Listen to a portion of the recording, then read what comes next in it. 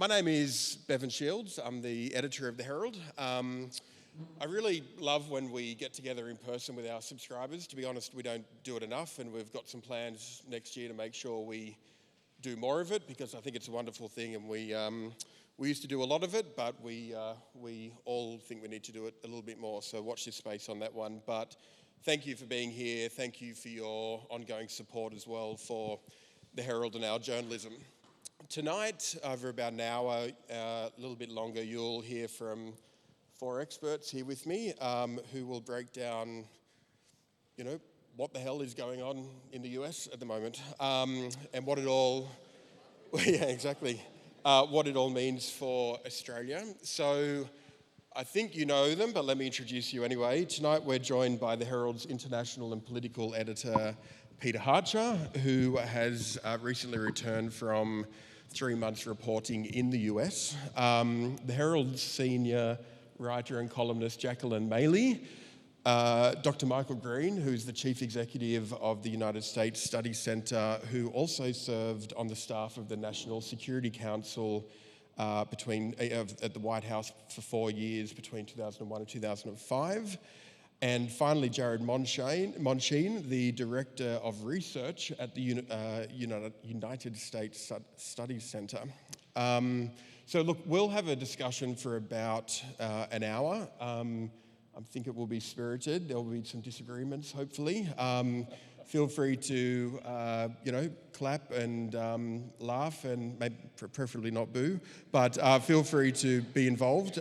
Then we'll have about 20 or 25 minutes of time for questions from the audience, and then there'll also be some drinks at the end, but no cats and dogs on the menu, I'm sorry. So let's get stuck into it. Look, I think it's first. Let's start with where we're at the moment. I'm keen for all of you to give me your assessment on where you think the state of the race is at the moment, and also, are you detecting any sense of panic at the moment from the Democrats? Peter, we'll start with you. Well, when I came in and the very lovely people at the bar offered me a glass of champagne, I did wonder what we were celebrating.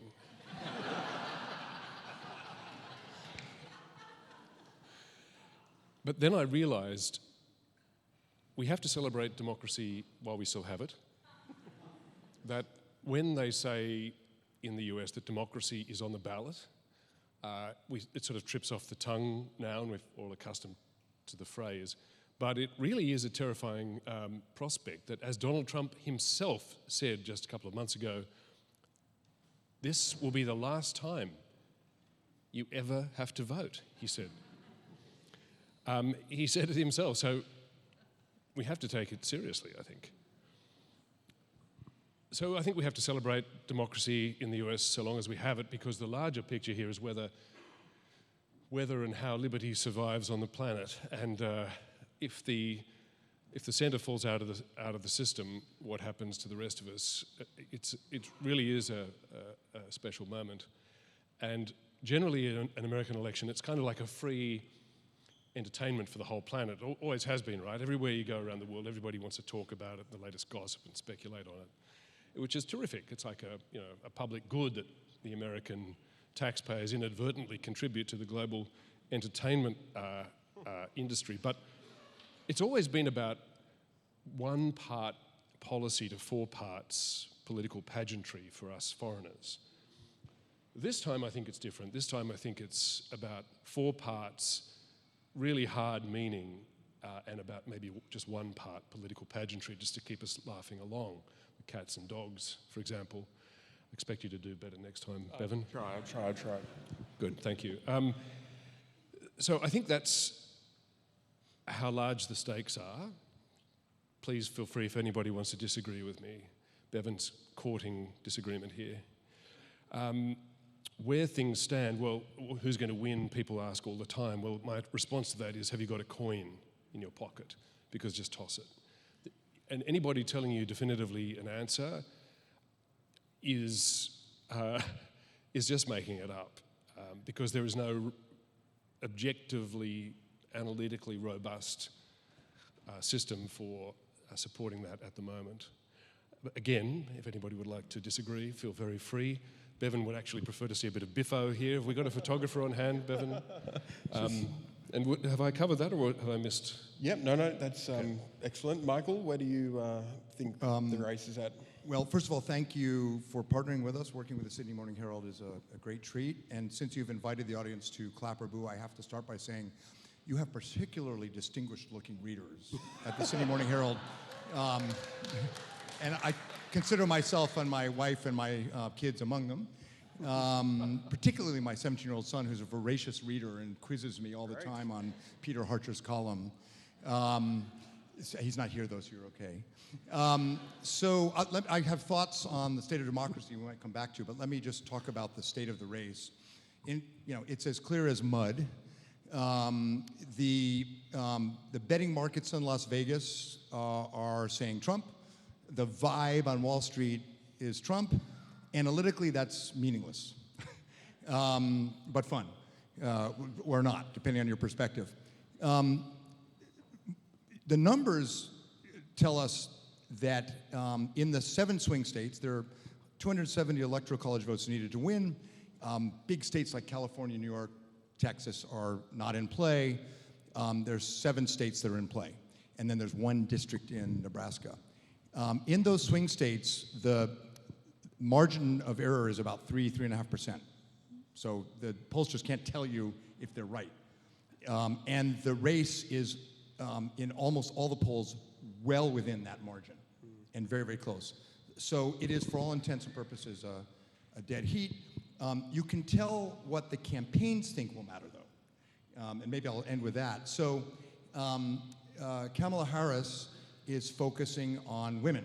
She has a huge lead in women. And on the economy and immigration, which are 2 of the top issues for voters, she doesn't do as well. Better than Biden did, but she doesn't do as well. But on reproductive rights, democracy, things like that, she does very well, and leads by wide margins among women. So her focus, with a race this close, there are a dozen things that could matter. But what I see her focusing on is using her machine on the ground, much better organized than Trump, to get women out, to get women to get their friends out, and especially to target Republican women and conservative independents who would normally not vote for a Democrat, particularly on economic grounds, but who care about these issues. So that's where she's putting her energy. Trump is focusing, he's trying to get everyone, of course, but a lot of his energy and time is going into single men.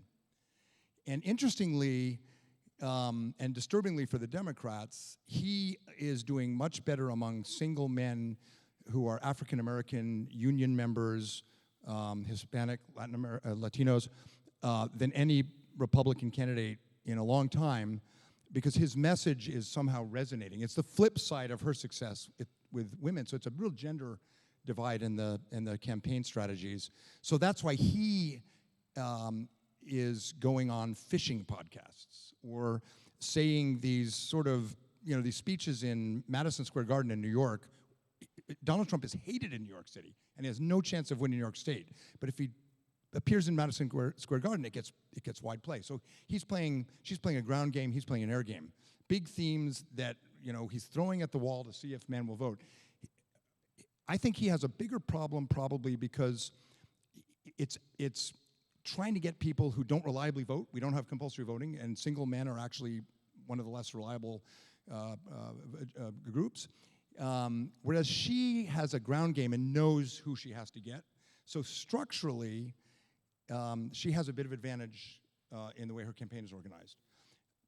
His big advantage, candidly, because people like her better. The polls all show that. His big advantage is, in this day and age, you don't want to be an incumbent anywhere because of inflation, and structurally, that's a real challenge for her. So that's my prediction. Who knows? There's a lot to unpack there that we will, including Latino and African American voters. That is a fascinating issue that's emerging. Jack. Oh Lord. I don't know, just like everybody else on the planet, who's going to win in a couple of weeks' time. And I guess I can only make the obvious points, which is that the polls are obviously neck and neck. There's no appreciable difference between the candidates, even in the important swing states that Mike just mentioned. The thing that I find really interesting and that I will be watching very closely, and I don't think we've seen replicated to the extent in any other election, really at any other time in history, is the division in the gender gap between particularly young men who mostly are voting for Trump or the Republicans and young women who are fleeing towards Harris. And in that sense, I do think it's quite a cataclysmic election because it's unpredictable, so we don't know. That trend has been an ongoing trend across most Western democracies, including Australia, for maybe the last 10 years, that young women in particular, but women overall, are voting more progressive. And men are going a little bit the other way. But it is more pronounced in this election than it ever has been in any other time in history. So we don't know how that's going to affect the vote, but we also don't know how that's going to affect turnout. And I find that interesting because it's almost like a point where politics and psychology intersect. What is the psychology of a young male Trump voter? We've heard a lot about that, and people in the kind of media elite, such as ourselves, like to prognosticate about what that kind of person looks like. We see some people who are interviewed who are the typical Trump voter, but whether or not their disaffection, their alleged disaffection kind of is not so enervating that they never get off the couch, but just tips over to the kind of disaffection where they're angry enough to get off the couch and vote. Who knows? And I think young men are sort of worried about what they see as an erosion of masculine identity over time, and also there's a huge economic piece to that. But young women, really, you cannot overstate for young women who've grown up maybe in the 90s with a certain message about female empowerment that they thought that they could rely on, and female equality that they thought that they could rely on, and then for 2016 to happen and that to be totally blown out of the water, it's kind of a form of almost like psychological terrorism to think that, in states like Florida, you just can't really get an abortion anymore. So I think that's deeply terrifying. So women are they've kind of got their lives on the line, I think, for a lot of young women, or a way of life that they thought that they could rely on, and they now see very possibly being taken away from them. And last but not least. Thank you. As the one person who runs polls here, I will speak, I guess, on some polls. So at the Study Center, we do a lot of polling. We do polling in the US, we do polling in Australia, and in the last few years, we've done Japan as well. And so I just want to clarify the stakes and why so many people are confidently saying, I don't know. In 2016, that election was decided by about 75,000 votes spread across 3 states. In 2020, that election was decided by about 45,000 votes spread across 3 states. Right now, this could be an even closer election, the closest election we've had in decades, probably since 2000, when that was decided by maybe a few hundred votes in Florida. So that's all to say, from the campaign perspective, everything matters and nothing matters. Everything is relevant. Every demographic is relevant.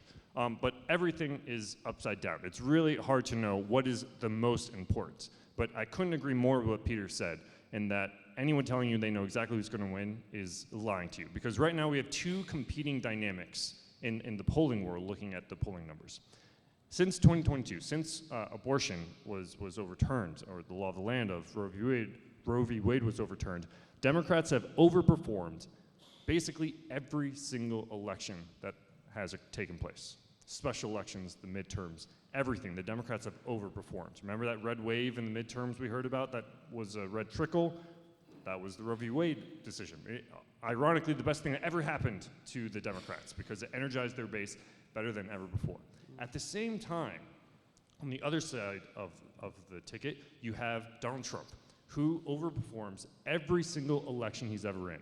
We all talk about how 2016, the pollsters got it wrong. The pollsters actually got the 2020 polls even more wrong than in 2016. It was just that the level that they got wrong was just small enough that Biden still won.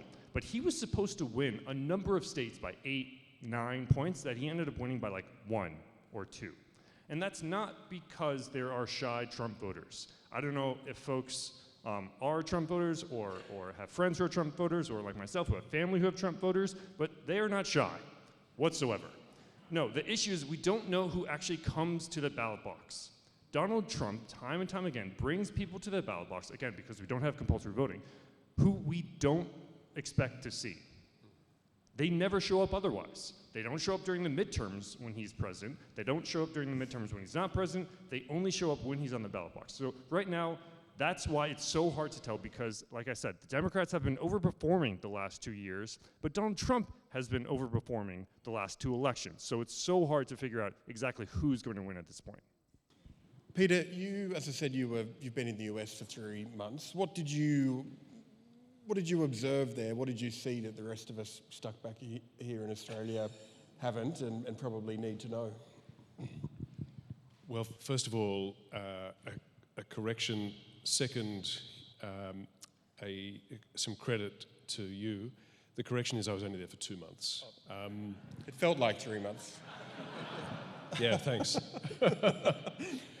But also, editors rarely get any credit because, they get to solve all the problems and crises and we writers get the credit. But that was your idea, Bevan's idea, that I should go and spend that time as a rare opportunity, and thank you. I think it was really valuable, certainly for me. I don't know about the readers, it's a different question. I'll just tell you one moment that brought home to me the gravity and the uniqueness of the situation, and it was just a very private, personal anecdote, but anecdotes are data points as well. If you put enough together, suddenly you've got information. But this was a dinner I had at the home of an old friend, or I should say long-standing friend, an American who worked, it's a family of staunch Republicans. My friend, the wife in the partnership, worked in the Bush White House along with Mike Green, although I'm not going to name her. She's a very proud Republican. Her husband is also a very proud Republican, and both proud American patriots. Very successful entrepreneur, made a pile of money. They live in one of the plushest and most charming neighborhoods in the entire US. 2 lovely teenage sons. They're thriving, beautiful house. The sons actually get on with each other, which is, coming from my family, a shock.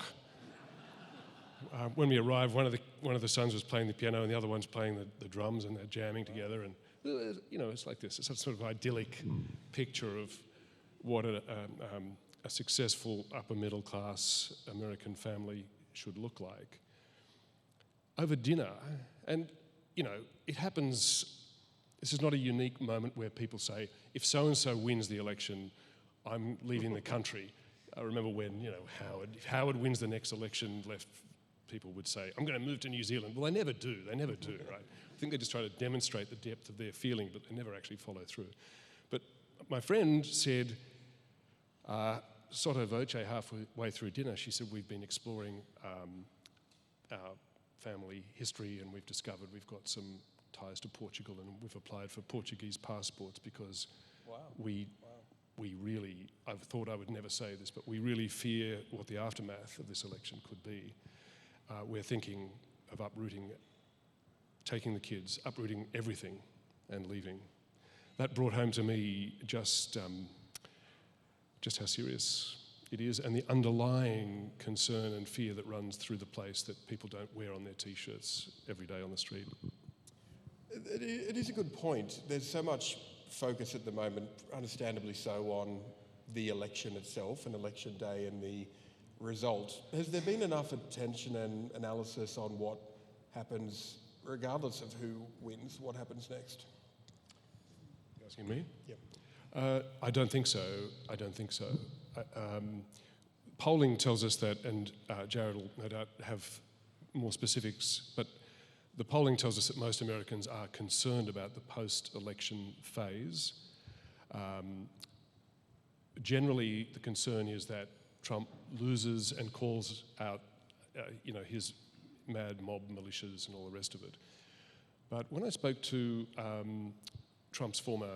one of his former national security advisors, H.R. McMaster, recently, he said, well, the concern is equally on the other side, that the Democrats lose and enough Democrat supporters feel passionately about it that they'll turn out on the streets as well. So it could run either way. I don't know if the planning for election day +1, the contingency planning, is really as advanced as it needs to be. Jack, you sent around an email today some interesting early voting data and update. About 26 million early votes have been cast. And the gender split of that is about 55%, 56% women. What do you think that tells us? I mean, I suppose it is actually very hard to put aside one's own personal biases, I think, with this election, because you do find yourself reading the tea leaves or trying to read the tea leaves for signs that, Trump won't be allowed back in the White House. So I was sort of thinking that maybe that's a good thing that so many women are out early voting, because they feel so galvanised. And if we need, we need women to get out for Kamala, just as Trump needs men to get out for him, then more women are getting out early. But I actually think, as Peter Hartcher has reminded me, that this is a common trend in elections, and women are probably just more organised than men, if I can generalise. So I don't know if we could read anything into it, but I think the fact that we, everybody I know here in the States, across the world, is, has this incredibly, feel like they do anyway, have this incredibly minute sort of intimacy with these kinds of data points, because we all care so much. And in terms of what will happen after the election, I mean, I think this is where Trump's unpredictability is both a strength, is a strength on both sides, because you can tell yourself, I suppose, if you're more of a shy Trump voter, that he doesn't mean half the things he says because he's so unpredictable, and he's a really playful candidate. We forget that about Trump. He's funny, he's silly, he laughs, he jokes around. So you can convince yourself on the one hand that he won't do any or half the things that he says he will do, but the one thing that he really, really did say he would do would be to overturn Roe and Wade and to basically stack the Supreme Court, and he's done that, and he's done that extremely effectively with heartbreaking results for, hundreds of thousands or tens of thousands of women across the states. So, yeah. Michael, you touched on it earlier, but Democrats seem to have a real problem with Latino voters and African American voters, men in particular. So much so that Barack Obama made a point of speaking about this at a campaign event and effectively said, okay, black men, women have had your back for a long time. I think you may have a problem with the idea of a woman as president. You need to get your act together. That was a pretty raw and interesting moment. What's really going on here, and why do you think the Trump campaign themes are resonating so much with those two voting groups? Let me try to briefly answer that, and maybe this is a chance for me to say something about what happens after. So in American politics, and I think this is probably true in Australian politics to some extent, but I'll defer to Peter, ideology is trumping, if you'll forgive the phrase, ideology is trumping interest. So when I got my PhD in political science, you spent more time studying interest groups and rational actors than you did identity and ideology. But that's changed dramatically, I think everywhere, even in China. And so if you can create a narrative that plays to the grievances or the concerns or the alarm of certain groups, you can change how they vote, because they're going to vote based on that less than their sort of interest. So for example, Trump's tariff policy would be absolutely devastating if there were a trade war for soybean farmers and ranchers and others who were his most loyal supporters, but they still vote for him. Now, and you could say similar things on the Democratic side in different ways. And so I think that explains it. The other part of this is, as a boy, I delivered the Washington Post. I grew up in Washington, and then read it, the paper version forever. The Washington Post, CNN, the New York Times, they don't dominate the narrative anymore. I think the Sydney Morning Herald and the Oz and so forth, the AFR, have much smaller country, but have much more command of the narrative or influence on their narrative than what Donald Trump calls the lame street media do in the US, because so much of the media market is now segmented, which explains also why there's such targeted politics. Now, on the day after, I'll just say a few things. On the one hand, Harry Truman, you've probably heard this, when Truman was president, in exasperation he said, could somebody please find me a one-armed economist? Because the economists kept coming in and saying, Mr. President, on the one hand, on the other hand. So I'm going to do on the one hand, on the other hand. On balance, I'm optimistic about American democracy. Our surveys show, and others show, that while Americans are very pessimistic about democracy in the short term, there's actually quite a bit of optimism about democracy in the medium to longer term. So the general American view is this is a rough patch, but the foundations are strong. That's what you find in our polling and other polling. That said, on the one hand, this probably is the most important election for American democracy since 2000, which was the most important election for democracy since 2016, which was the most important election for democracy since probably the Civil War. And we have not had a presidential candidate or president ever. Well, we've had candidates, but successful presidential candidates who have been this divisive,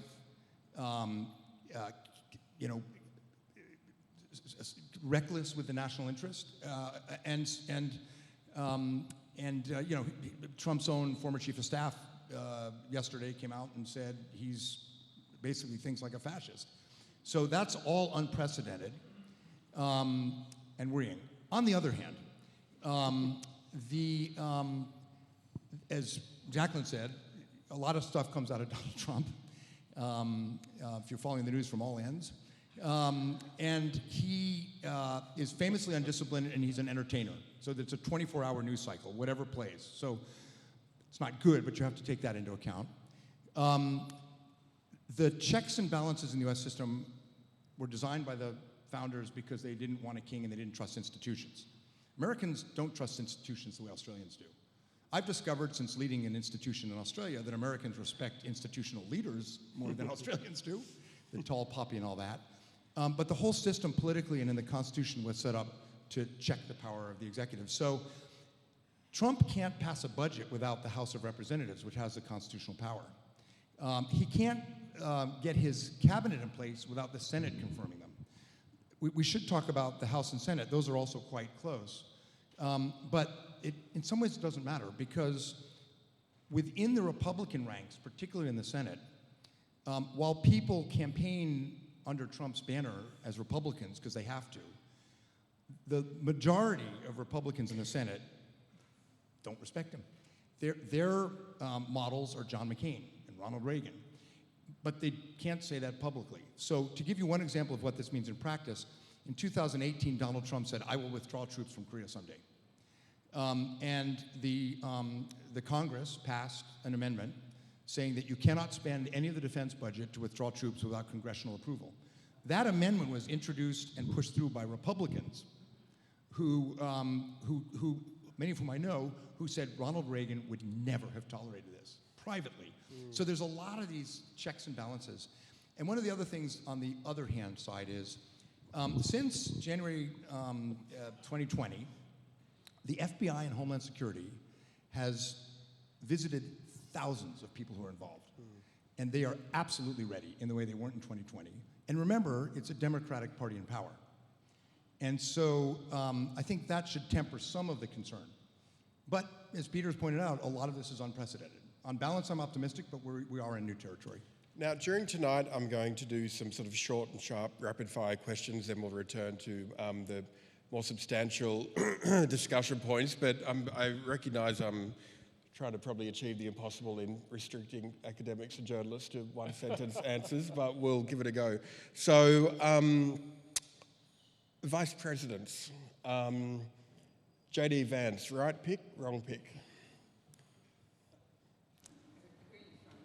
Anyway, I think we all need to answer. I think he's been a genius pick for Trump, actually, because... No, that's one sentence. Pardon? That's one sentence. Oh, right. Done. Jared? One sentence? Yep. Emblematic of overconfidence. Michael? A bad pick. Made when he thought the opponent would be Joe Biden. Bad pick for generating votes, great pick for perpetuating Trumpism in the Republican Party. Okay. Biggest own... Oh, Are we allowed to disagree? yes. I think there's a really key difference between MAGA and Trumpism. And I don't think the Trumpism magic rubs off on anyone else. Like if you looked at the Republican National Convention and you saw who Trump got up there, not the MAGA movement, not the Republican Party, it was Trump. I don't know if anyone noticed that there was a leader of the LA Slut Walk who is an OnlyFans model who got up there and spoke. I don't think J.D. Vance is going to have that type of speaker at his convention if he ever wins. So I think there's a difference between MAGA and Trumpism.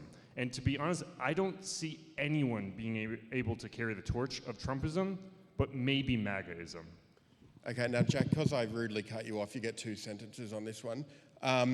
Biggest own goal of the campaign for who? both sides? Well, I think Biden really stuffed up, was it today or yesterday, when he talked about how, he made some offhand remark about needing to lock Trump up, which, it just was like a brilliant alarm bell for all of Trump's sort of paranoia. So that was a big own goal. In terms of, really the best own goal that I personally enjoyed was during the debate on the Trump side, when Kamala Harris just did what, in hindsight, was just very, very obvious, which was bait him, not even particularly subtly, about the fact that people walk out of his rallies, and that's, all that he cares about is the size of his crowds, and that was a beautiful thing to watch, for him just to walk right through that. Biggest own goal, what we said before for Trump, I think, was choosing J.D. Vance. It's hard for anything to stick in the U.S. media cycle. It moves so quickly, but you can't run away from your running mate, and I just don't see how that helped him whatsoever. Biggest own goal for Harris, I think, was recently, a few weeks ago, when she said nothing came to mind when asked how she would differentiate herself from Biden. I think that is something that made no sense to me, that she was not prepared to answer that question. That was the first time I've heard her answer a question that's really caught her out. She doesn't have a scripted, ready, prepared answer. She looked like she was that was an instinctive answer, and then she realized, he could sort of almost see it, that she realized she'd sort of stuffed up straight away. Michael? I'll try to do a new one. For Donald Trump, biggest onside goal, swaying for 20 minutes on stage to Ave Maria. If you're a fan of late night U.S. comedy, that just is the gift that keeps on giving. If you want to show that this supposed, emblem of virility and masculinity is kind of an old, embarrassing guy. Hers, definitely the I can't distinguish myself. Tim Walz, we hosted when he was governor. He came here. He brought Northern Sioux leaders from Minnesota, and we brought Indigenous leaders from Australia, and it was a remarkable event. But it's possible if she loses Pennsylvania, people will say her biggest mistake was not picking the very popular governor, Josh Shapiro, who, the critics suspect she didn't pick because he's Jewish. And she's worried about the important Muslim vote in Michigan. Whether or not that's true, historians may say that was her biggest mistake. Peter? Well, I'm going to plead the Kamala Harris clause and say I don't have a ready answer. No, I don't. But instead, can I use this moment to pick up on a comment that Mike made a minute ago about people voting for ideology and identity rather than their own interests? Because it baffles us from afar. It just doesn't make sense. Why do these people vote for a candidate who will dismantle their own economic and personal interests? And there was a revealing moment for me in the work. There's an American political scientist called Wendy Kramer who wrote a very noted 2016 book called The Politics of Resentment. And she's based in where's she based? It's one of the Blue Wall states, Wisconsin. She's based in Wisconsin. Her work is based on, it's essentially a rolling series of focus groups that she does with locals in Wisconsin for 20 years. She's developed these groups that she goes and sees every month. There'll be a mother's group, there'll be a local engineers group or whatever, and she goes and talks to them regularly over those years. And she had a bunch of Trump voters on hand, and she said, why are you going to vote for Trump? What's going on? And they were all, giving answers. And then was the crunch point where she said, how do you think Donald Trump is going to improve your lives? And she said, I got surprised looks all around. Not one of them, she said, expected that he was going to improve their lives. They weren't voting for him to improve their lives. They weren't voting for him on an interests-based assessment.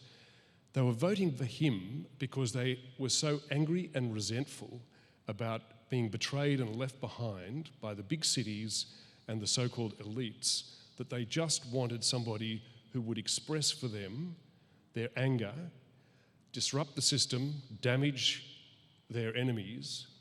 Weren't expecting him to help them in any material way. This was grudge-based. So is that a failure of the Democrats to address those concerns, to address it in a meaningful way in a policy sense, but also in a political sense in the campaign? I think it's a failing of the Democrats, absolutely. I think it's, in the larger, longer sense, it's a failure of the US system in allowing such massive disparities and inequalities to develop in that country.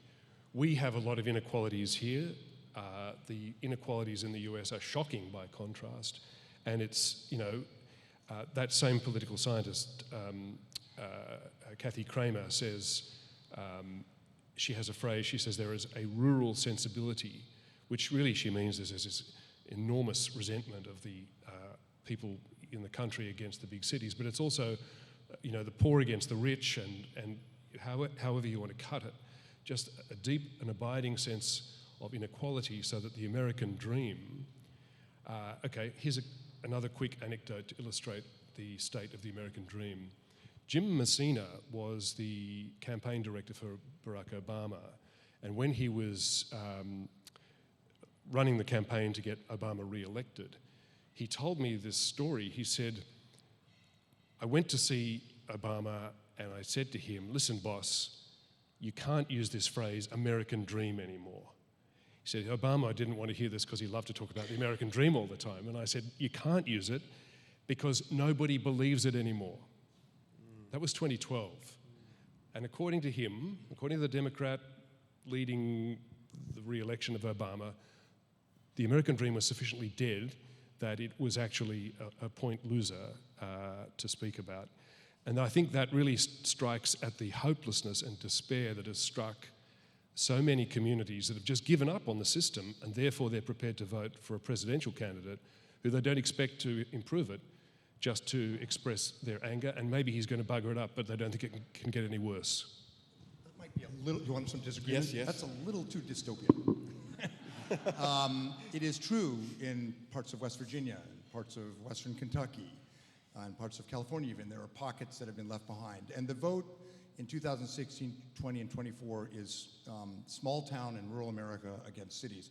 Doesn't matter where in the country. It may look on the map like Kentucky is deep red, but Bowling Green, Lexington, the larger towns and cities all went for Hillary and Biden. So it's not a American Civil War replayed. It's very much state by state, even county by county. And there are pockets that are left behind.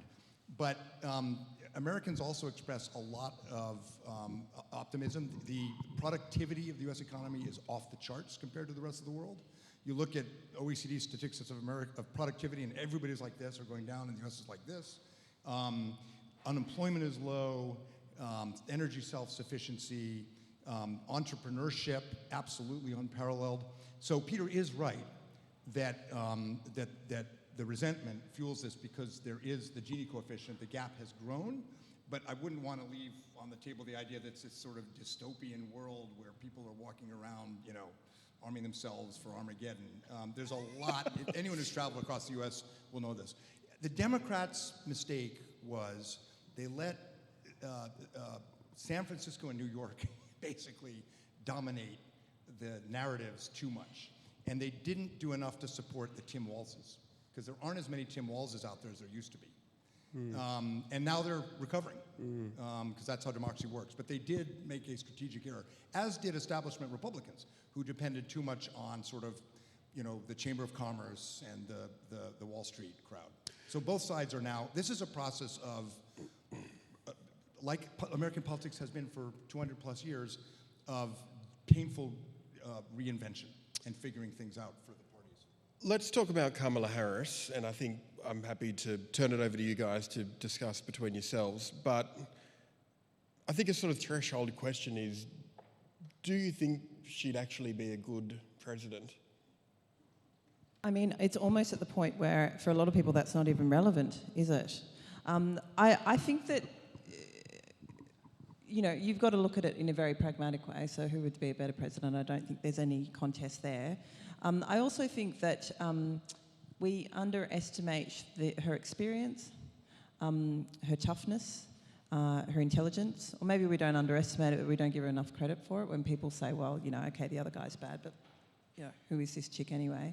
But I would also say that, in 2016, you couldn't, on paper, have had a better qualified candidate for the presidency, I don't think, than Hillary Clinton for many decades, and it didn't make a jot of difference. So I almost think it's kind of not even a relevant question.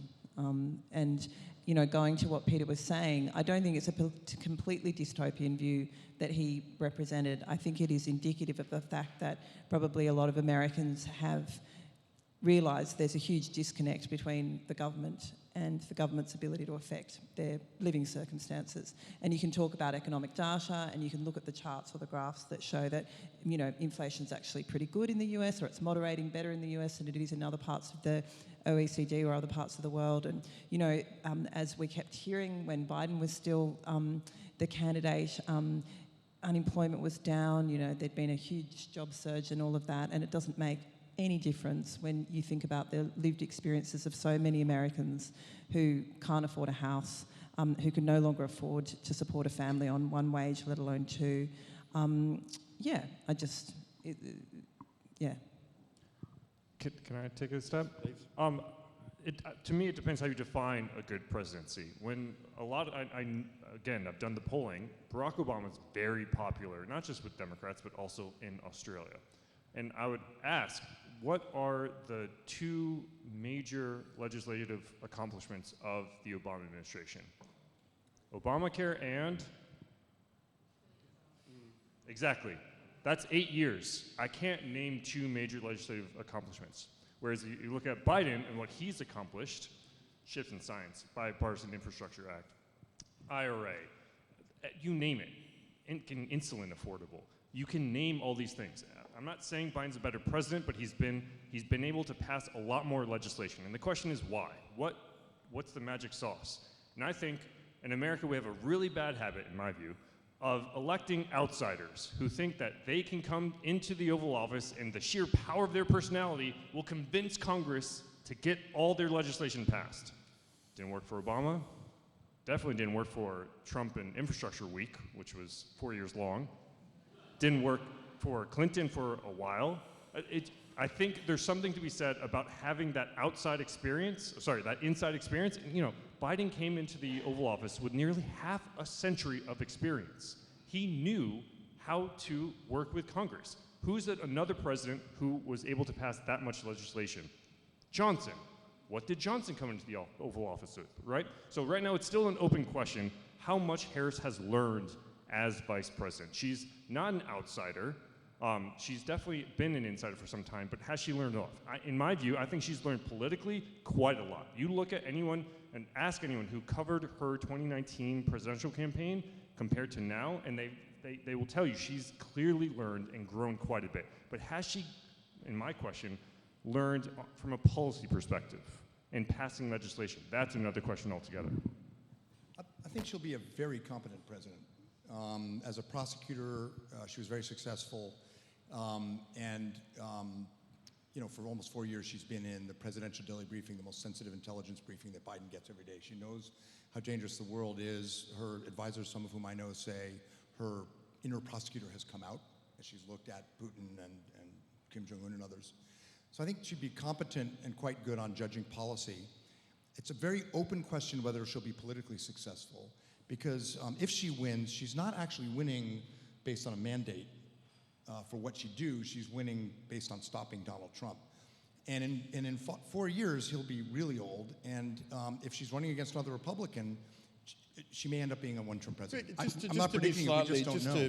Just to prod you on that, is that enough? Should we also, okay, stopping Donald Trump is good, but is that enough to just not be Donald Trump? Should voters expect a little more vision, a little more policy detail, given the serious, challenges that are facing the US? On foreign policy, on defense,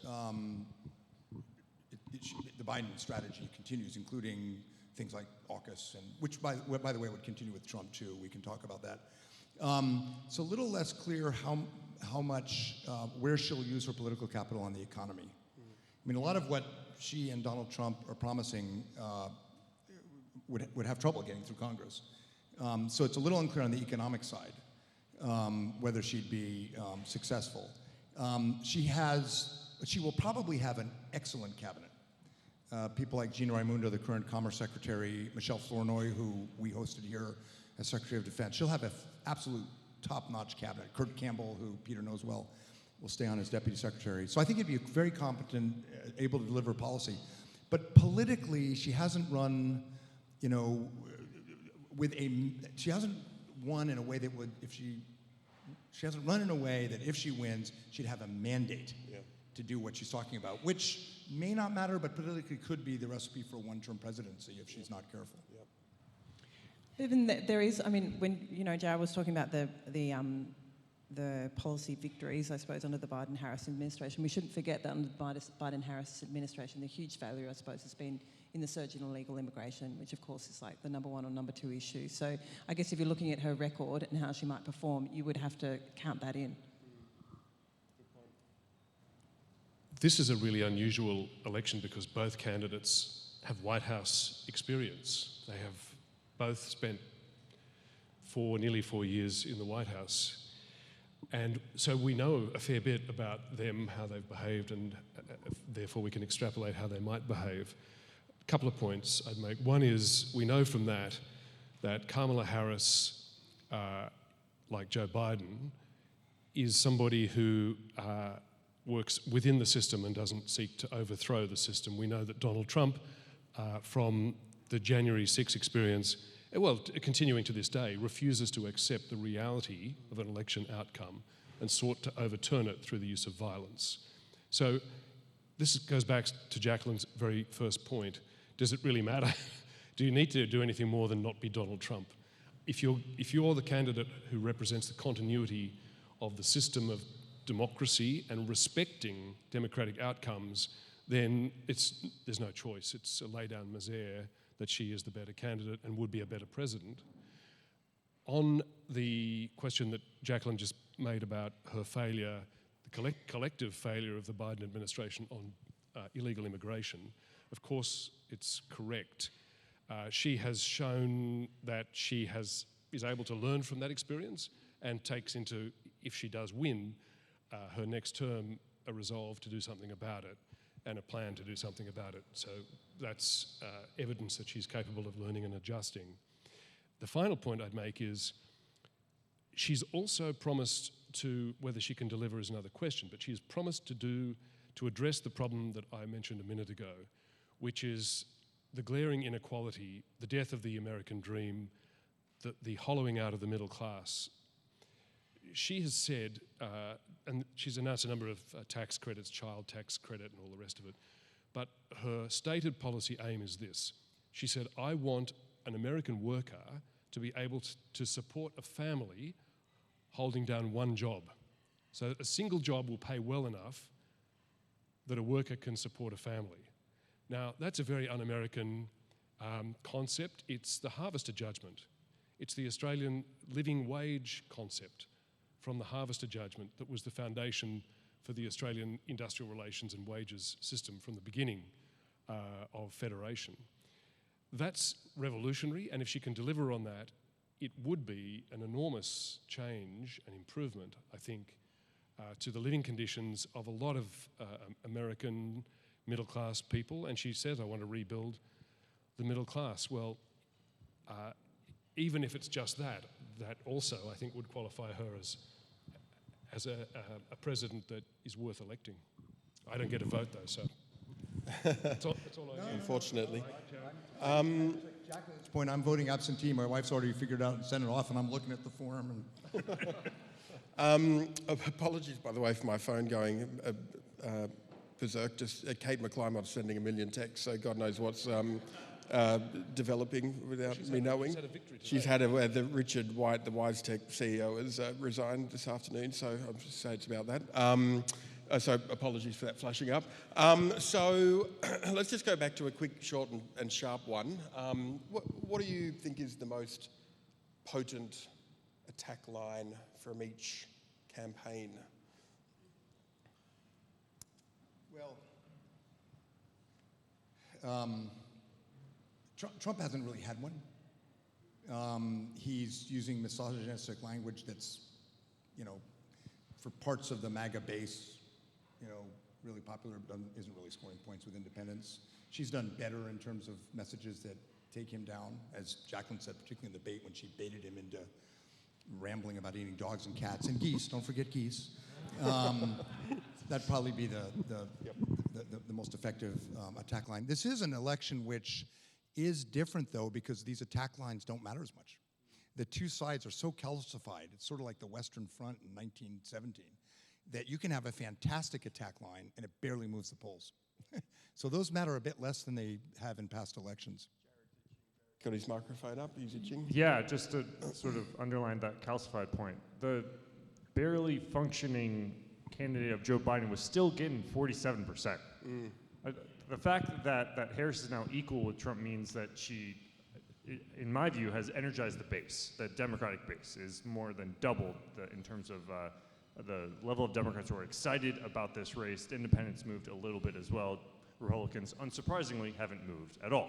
If anything, they've gone down a point with Harris at the top of the ticket instead of Biden. So I can't emphasize enough the calcification of what's going on in U.S. politics for the past 9 years. It doesn't matter what happens. We have once in a generation or once in a century pandemic with lockdowns. We have a president face numerous assassination attempts. We have a president indicted. We have a president become a convicted felon. Nothing changes. The numbers stay within about 5 percentage points, right?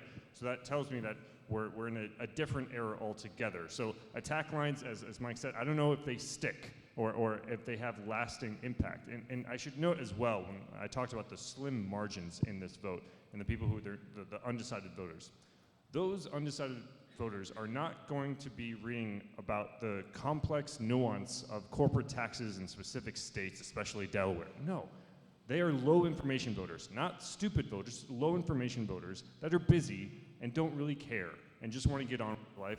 And it's not a vote between Trump and Harris as much as it is between Trump on the couch or Harris on the couch. Basically, are they going to go home or are they going to stay? Or are they going to vote? And so that's what I just want to highlight. Attack lines, everyone focuses on, oh, this is really effective. But effective with whom is my question. I'm going to disagree with that slightly, because I think one of the things that the Democrats did very effectively when Harris took over from Biden was they really rebranded Donald Trump. Previously, we focused on his shamelessness, his audacity, and it's almost been a superpower that he's been able to shock us so much. And they really were subtly, and Tim Walz did this very effectively, mostly on late night TV and stuff, where he started talking about Trump just being weird, being a weird guy. And I think it was very subtle, but it's actually been a thread throughout the campaign. So it's gone alongside, it's parallel to the Trump that we know and perhaps don't love. But alongside that, he's like, actually, maybe this guy's just a bit unhinged. He's the weird uncle at the wedding reception who's swaying strangely in the corner and doesn't realize that that he should stop. Yeah, I think they've done that very effectively. It's an interesting question.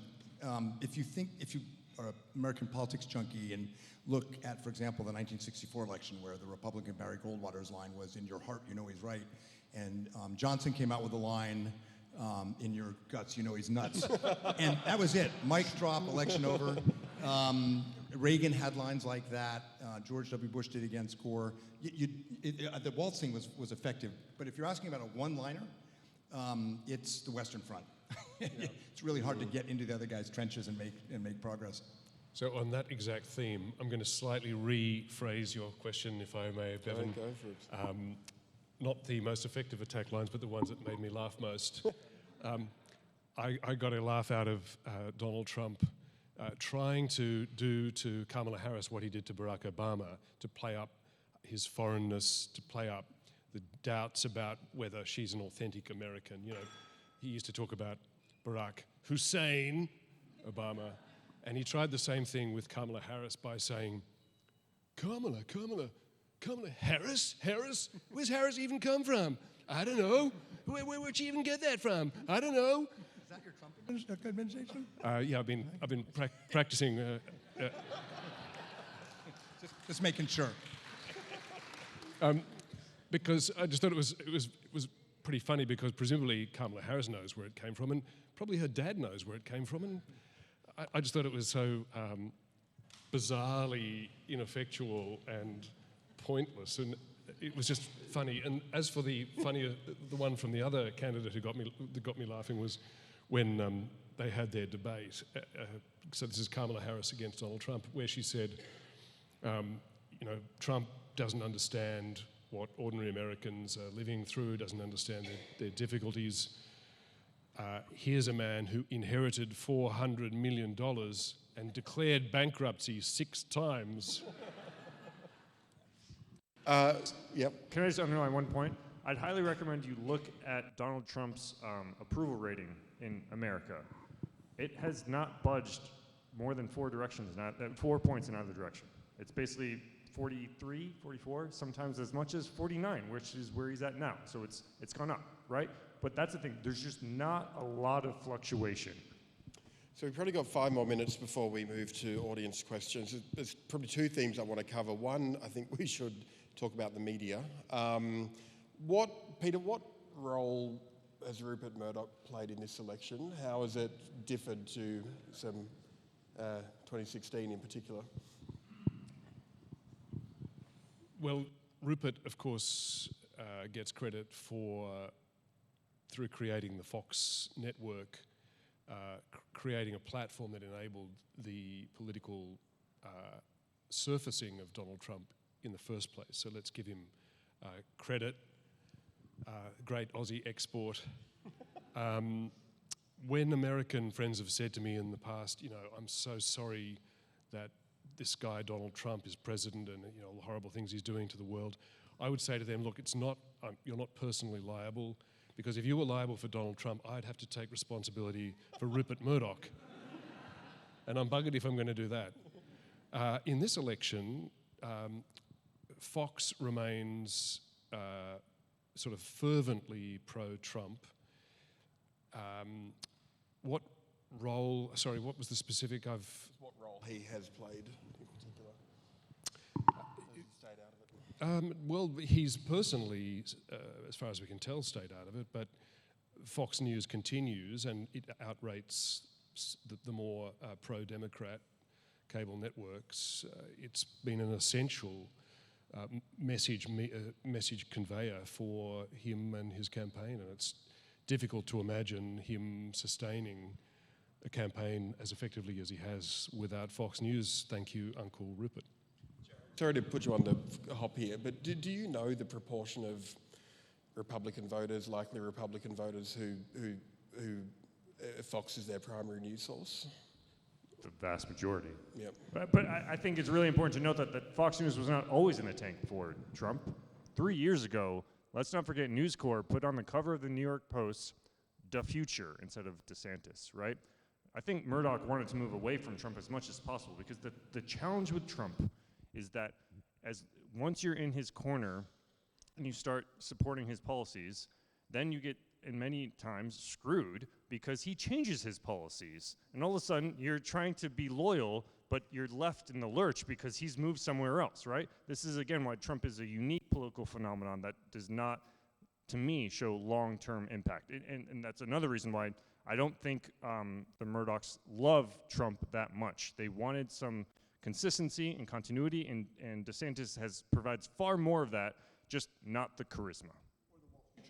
The Wall Street Journal editorial page, News Corp, which blasts Trump's policies on tariffs, on alliances.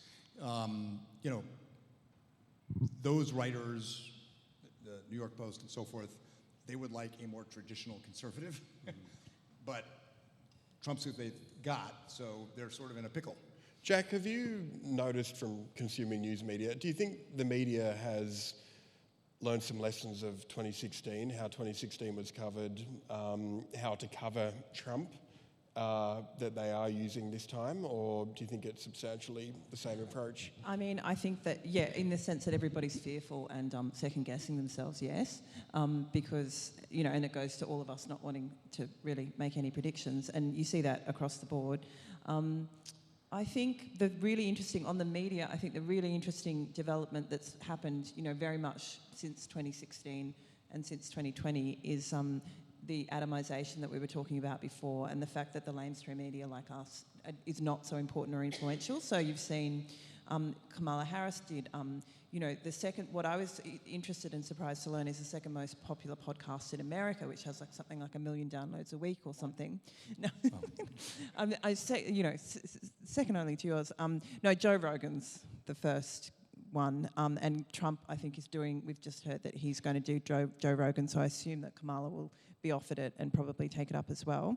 And then he's done this other one called she did another one called Call Me Daddy, which is actually by a female podcaster, and it's sort of usually about sex relationships, pitched to kind of middle class women and particularly young women. So I think that's a really interesting development, and we've seen it particularly with the Harris campaign. She's like, I don't need really to talk to the New York Times or the Washington Post or to do press conferences with journalists within the Washington bubble. I'm just going to go and talk to all these different sources. Yeah, I have a friend who's just moved to the US and was involved in politics, and we were talking today, and he said it was one of the most striking things to me, the fragmentation of the media there, just that, as we said earlier, the Herald, the Age, Ben Fordham, whoever it is, there's no single sort of media source that can dominate and skew a conversation particularly. And I think it sort of turbocharges this personality effect, because when you have low information voters, which is exactly what they're trying to get when they go to a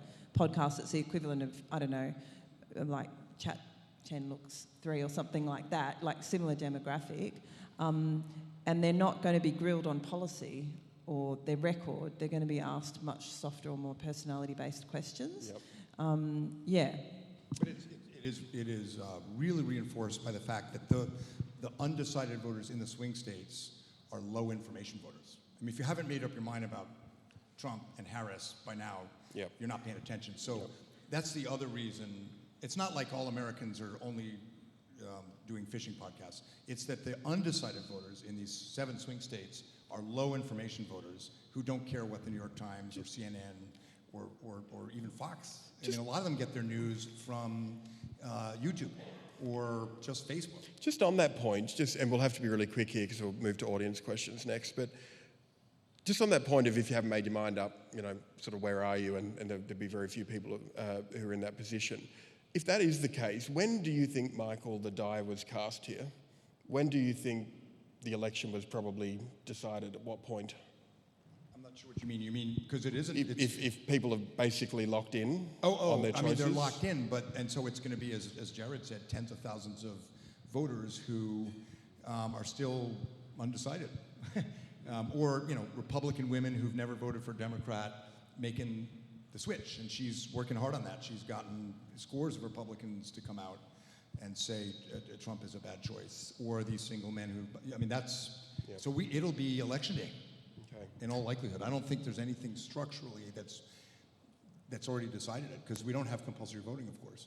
Peter, this is probably one for you, and then we'll move to audience questions, and sorry, it's a short amount of time, but big, broad question about what a Trump victory might mean, victory in particular might mean for Australia, but can I just sort of confine you to what it would mean for our national security and defence policy? And I'm sorry, we'll have to keep it relatively brief.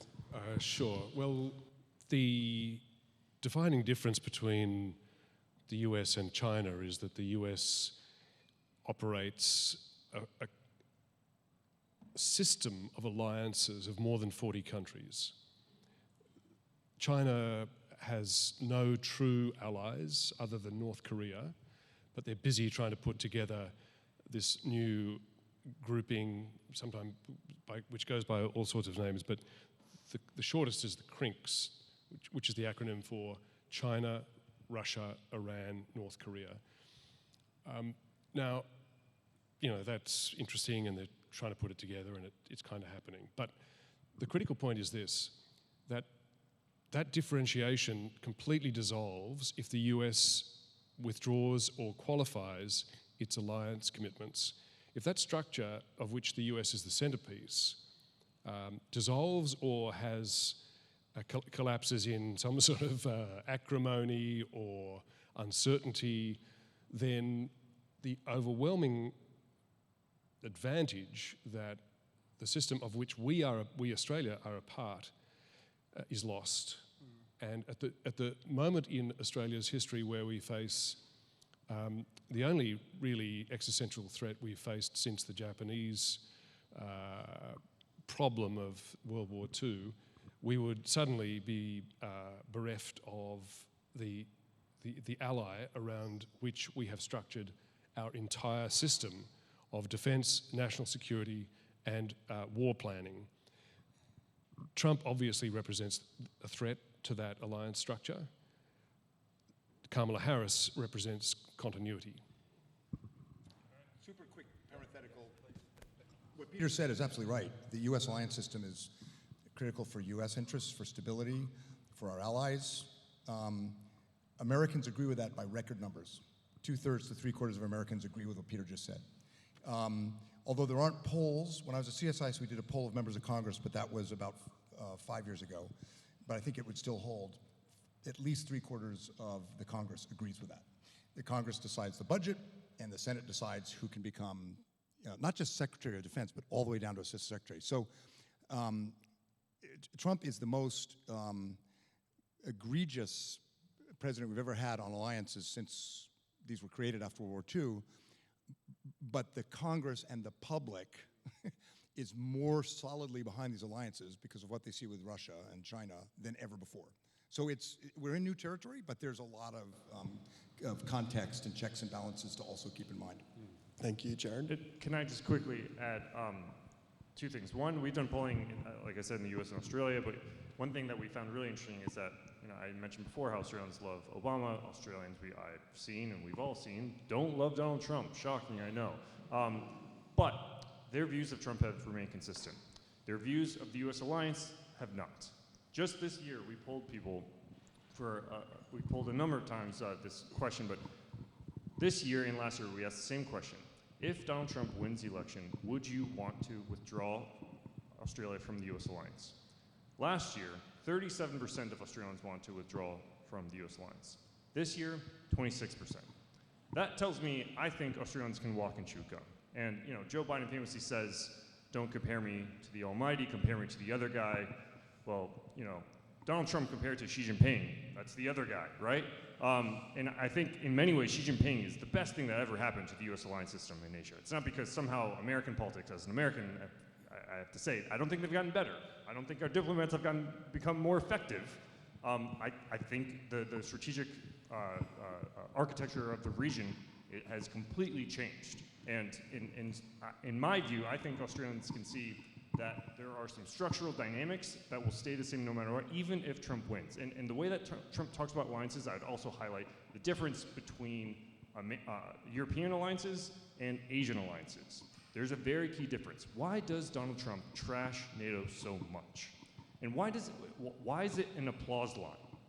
It's not something that he's weird for doing. It's not like he invented U.S. skepticism of European allies. No, it's an applause line because Americans are tired of Europeans not paying enough for their military. And it's a bipartisan consensus. Look at what the Obama administration said about European defense spending. I encourage you to look this up.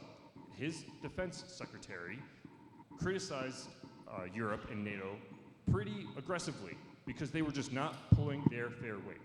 What Australia does, what Japan does, is exactly what the US wants Europe to do. So yes, they're all alliances, but they're very different alliances.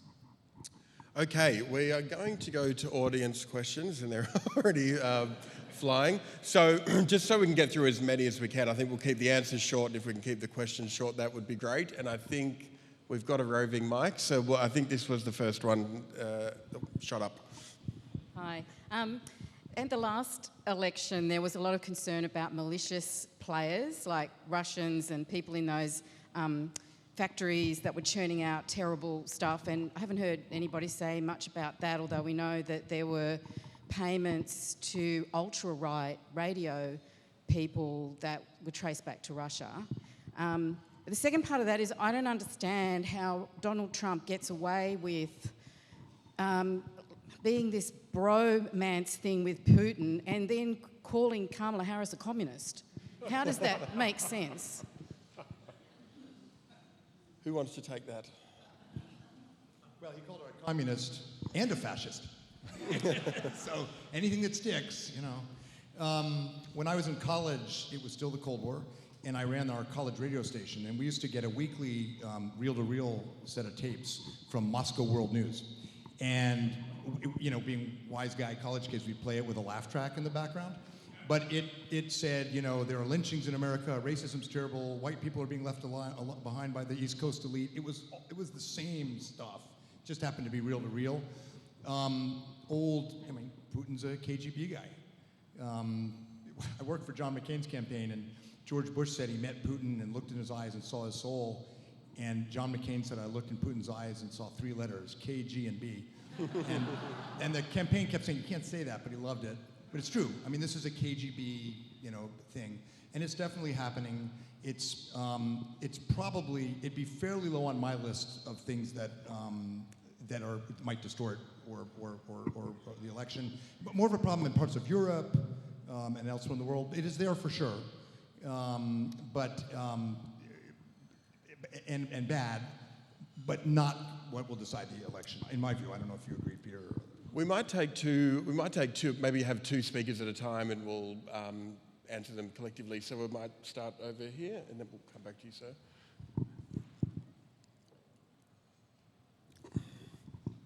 Hi.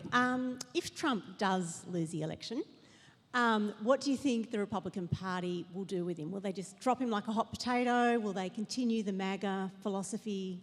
What will happen? Good question. And just the lady behind you. Yep. My question is actually, I guess, about the election. In a handful of swing states where the polling margin is very, very tight, I'm wondering if the panel has a view on what the impact of Jill Stein's candidacy might mean. Jack, do you want to take the first one? What will they do to Donald if he loses? Oh, I don't know if I'm particularly well placed to answer that one. I don't know. I mean, you've got to think that, Donald Trump is so sui generis that he, and he's done. I mean, he's too old and he can't run again, so they will have to drop him. But magism has been so incredibly successful that, and there's plenty of, natural heirs that are waiting in the wings. And Jared, the Jill Stein issue? Is the question, is she going to be impactful? Yes. Short answer, yeah. I mean, you look at the margins of 2016 and what decided that election, and if those Green Party voters went for Clinton, she would have won, right? So, yes, the fact that she's on the ballot is something that Democrats should worry about. The fact that RFK did not drop out early enough that he's still on the ballot in some states is something that Trump should also worry about. So, as I said earlier, everything matters and nothing matters. We might take a couple from this block. I'll promise I'll keep going around. I'll promise I'll be fair. This gentleman here. In a number of places, I've heard it from a number of places that there may be something like a civil war should Trump lose. What would that look like in your mind?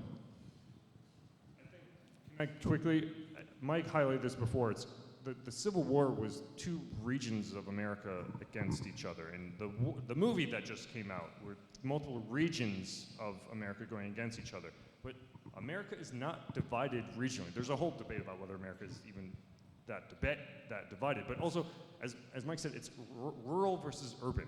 My mother lives in the state of Maine, which is right next to Canada. You can't get further away from the south. And she has a neighbor who has the Confederate flag. I'm just like, I don't know what to do with this, right? It's like you're basically Canada. What are you doing, right? But the thing is, it's not north versus south. It's urban versus rural. But I think that's just a key definition of the Civil War that we saw, there's regions. But I think there's a whole nother debate, in my view, about whether America is all that divided.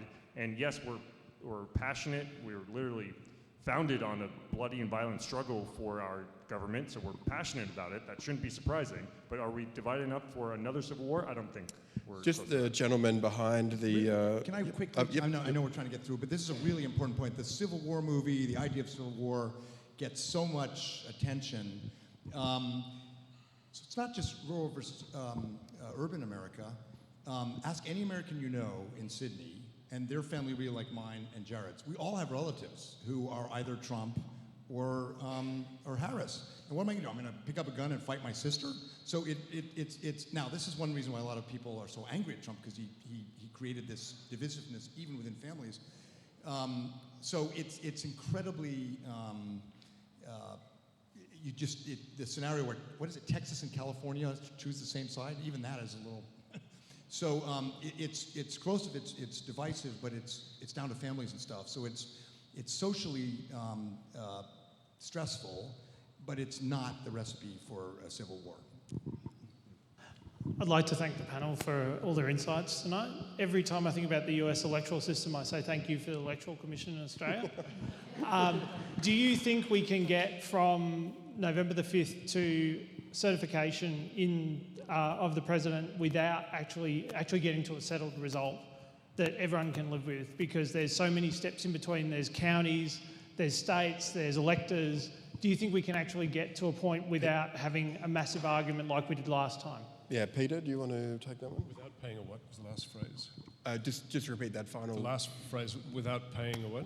Do you think we can actually get to that point of certification without having, people being called basically, to try and find 10,000 votes in Georgia and, all that sort of stuff, to actually get the electors to have their results and certified result? I would say yes on two conditions. One is that it's a very clear-cut result, and second, that it favours Trump. If it's narrowly divided, it'll be endlessly contested, and if it goes against Trump, it will be permanently contested. And to Trump, I would say, just on the point about what happens to Trump if he loses, in one sense he'll be, furious and all the rest of it, and angry and carry on. But in another, he's been preparing his post-political setup for years. When he has a choice between appealing to the general mass of the American people or appealing to his base, he appeals to his base. That's his choice. Why would you do that? Your base is going to vote for you anyway. Why wouldn't you pitch to the centre? And I think the answer is because he wants to keep the base together for his post-political career because it is his piggy bank. He sells stuff to his base, whether it's the ridiculous gold shoes or even more ridiculously, the Bible, signed. I mean, God is very reassured to have Donald Trump's endorsement, I'm sure, on the Bible. He sells this crap, and his supporters, his base, pays money and will continue to pay money. And so he's already set up for a guy who's supposed to be a billionaire, he's awfully worried about his future income stream. You've just given me a potential revenue model for the Herald of signed Herald editions by Peter Hartcher and Jack Maley. But that means you'd have to get Ross Gittins to sign the Bible. That's true. That's true. I'm going to move over to this side. Just before I do, I just want to mention presence of Bruce Walpy, who's here tonight, who's a wonderful Herald contributor on all things US politics and a wonderful person to deal with and a big supporter of the Herald. So thanks, Bruce, for you being here. We might move over to this side. Yes, sir. Thank you. I wanted to ask a question, or ask if you could try and characterise American voters and compare them to Australian voters, like in some sort of statistical fashion, because in Australia, observing what we see of American elections, you've got these huge rallies and thousands of people taking enormous interest, whereas we don't have that in Australia. You've also touched on low information voters, a number of you, I see a lot of that in Australia.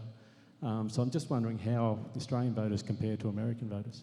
Yeah, we again, I'm repeating myself a lot, but we've done polling on that.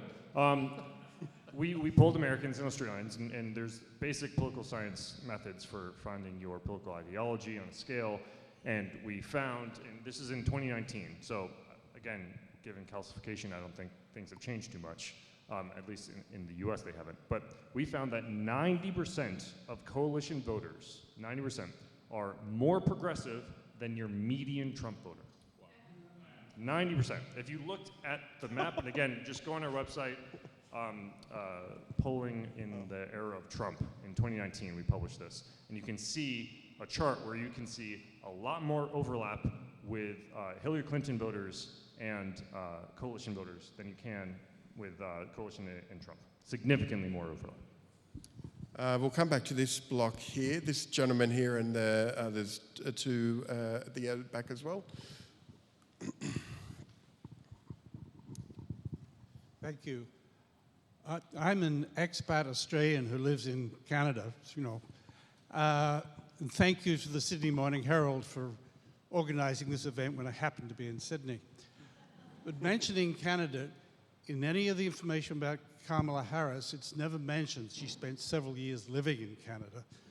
And secondly, is the fact that she appears to have raised a huge amount of money during this campaign when she's involved, is that going to have an influence on the result? Thank you. We'll take that. We'll just do the couple of others and then we'll do a block.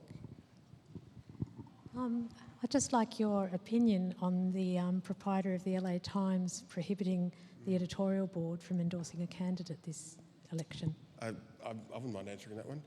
Yep, and there's just the final one. So the other day on Bloomberg TV, there was this, renowned American investor, Stanley Druckenmiller, talking about Wall Street's basically going for Trump on the basis of surveys. And then he pointed at the polls and said, well, they're based on people having phones at home. The other day, there was a guy called Rory Stewart, a former UK politician, who talked about how he thinks Harris is going to win and discounts the polls because he says they're based on phones at home. 97% of Americans have mobile phones. So how can we trust the polling, and what impact does it have, do you think, on the way people vote? Thank you. We'll start with the question about Canada. I mean, she was in Montreal, so I think some Quebecois would disagree that it's Canada, but that's another debate altogether. The question on fundraising, that's a really good one. I think fundraising is really, really important in politics, just not as much in presidential politics. What you get in fundraising in politics is name recognition. If you don't know the candidate in that state, in that district, you can become known to the other, to everyone. And it really helps with name recognition, helps get your message out there. I don't think Trump or Harris are having a problem getting their message out there. And so what you get with money instead in a presidential election is a ground game. And that means registering voters, getting people to turn out to vote. And I think that is probably going to be effective. Like I said, everything matters in this election. But I think it's not as consequential, in my view, as congressional fundraising. Just on the question, just for the audience who might not have been across this, it's a pretty extraordinary story today about the editorials editor at the LA Times resigning because that person had consulted the editorial board. They wanted to endorse Harris, and the billionaire owner of the LA Times said, "No, we're not doing that. We're not endorsing anyone." He did not want to endorse Trump, but he was saying, "I don't want to endorse anyone." And the editorial's editor resigned.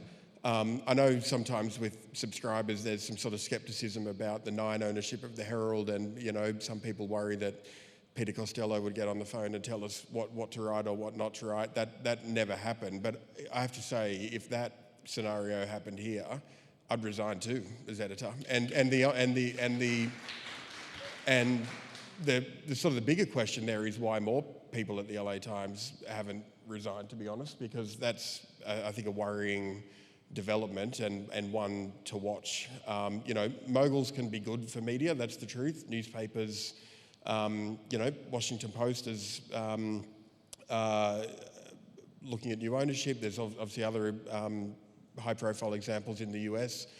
The money can be good, but that's a good case of where it can be problematic for journalism as well.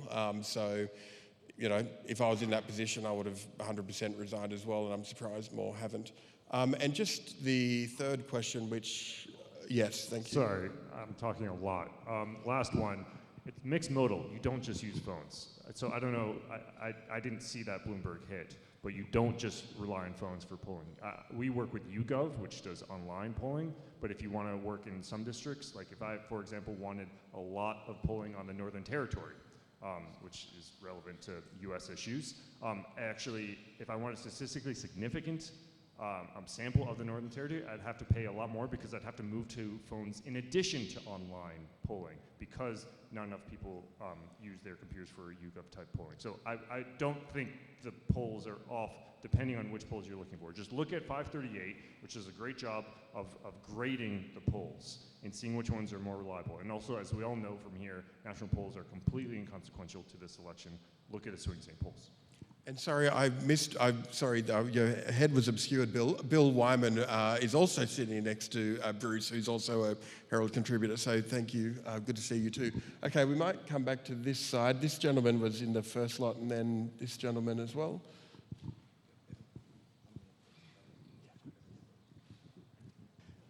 You've touched on it, Peter, you wrote about it, I think, 2 weeks ago, and that was basically the decisive factor from the Electoral College votes as opposed to the vote of the electors. I would, like further comment in relation to that, particularly from the panel. And the other in relation to this, of course, particularly with the American presidential elections, it's so much about personality. Coming here, your colleague Richard Glover was holding the Journos Forum for the week, and he said, who could believe that, in fact, that the discussion about the president, the leader of the most significant democracy in the world, that the discussion be around, excuse me, somebody's willy that he'd made comment on, i.e. Arnold Palmer. So in terms of the personality of the politics, I think that speaks in large yes in relation to what this is about. Okay, thank you. And on a similar theme, Trump won the 2016 election with, I think, 29% of the eligible vote, and Biden was slightly higher, 30%, 31%. So first of all, how can the president stand up and say that they actually represent the views of the Americans? And secondly, how can America present itself as a role model for democracy? Can I just point out on that? Sorry, I'm just going to jump in. It's an interesting point about the sort of low proportion of voters, but that's also not that dissimilar in Australia at the moment. Federal Labor won with, was it 34 or 5% primary vote? 32.6. Thank you. So, it's an issue here as well. Okay, so we might just come back to the Electoral College question if someone wants to jump on that. Well, it of course is a legacy of the Constitution. When a republic was being formed, the first one since the Renaissance and the Enlightenment period, and that's was a system meant to preserve some level of indirect voting, and it was a constitution built among 13 colonies that became states and had never been unified before and wanted to preserve that separation. So that's sort of the history of where it came from. There have been, Jared, 5 elections where, 4 or 5 elections where the popular vote went to the person who didn't win the Electoral College vote. There's a lot of analysis suggesting that actually that is going to be the case less and less going forward. But it stands out because so many of the recent elections have had a result where the Electoral College was different from the popular vote. Americans would never agree to compulsory voting. It's just, Americans don't like to be told what to do. So the reforms that are most interesting, and we have a scholar at our center, Ben Riley, who works on this, is the increasing interest in ranked choice voting, which is on the ballot in a lot of states this time. And that's where you start to get away from the sort of structural incentives to go to the extremes. They call it preferential voting here, but we call it ranked choice voting, preferential voting here. Here it's called preferential voting. No administration official in the Biden administration has gone around the world saying we're the model for democracy. In fact, when President Biden hosted the Summit for Democracies, he said, we all have challenges with our democracy. And democracy itself is, as Winston Churchill said, the best form of government, the worst form of government except all the other ones. And we collectively have an interest in making it work. And so don't worry, nobody's going around saying do exactly what we do. But there is a very, very clear recognition among Americans, Australians, Japanese, Koreans, we survey on this, that democracy everywhere is under threat in an era of strategic competition. And nobody can claim to have the perfect democracy, but we all have a stake in improving how we do collectively. Bevan, because we're such a classy outfit, can I conclude, I think we're out of time just about, by referring back to the gentleman who talked about Donald Trump's references to previous golfers' genitalia. You'll remember when Donald Trump was initially doing the whole birther thing to try and destroy Barack Obama, and Michelle Obama said, when they go low, we go high, and didn't engage in that level of grubby, puerile insult and locker room talk. This is a kind of tribute, really, to the effectiveness of Donald Trump and the way that he has affected US politics. Now, for example, at the Democratic National Convention that officially nominated Kamala Harris as the candidate for the Democratic Party, Barack Obama, the same guy, took to the podium and made jokes ridiculing Donald Trump's genitalia. Exactly right. He made the hand gestures and said, why does this guy have a weird obsession with the size of his crowds? So rather than going high, they're all going low. And that, even if Trump loses, maybe hints at a permanent transformation that he's wrought on political discourse in the US. I'm going to hand over to Michael. Thank you, Peter. I'm going to hand over to Michael to close, but can I just thank everyone for coming today? It was really excellent to see you all. I've enjoyed that. That's slightly terrifying. But I do want to thank Jared, Jacqueline, Michael and Peter, but I will, and all of you again for coming, but I'll hand over to Michael. Well, on behalf of the U.S. Studies Center and the University of Sydney, I have to first state that we do not have an institutional position on the genitalia of either golfers or politicians. We just look for objective truth when we can. I also want to thank Bevan and Peter and Jacqueline and the team, and our team, Janine and others. It's been a really interesting discussion. We could probably do this for hours, but we'd have to crack open some booze to get through it.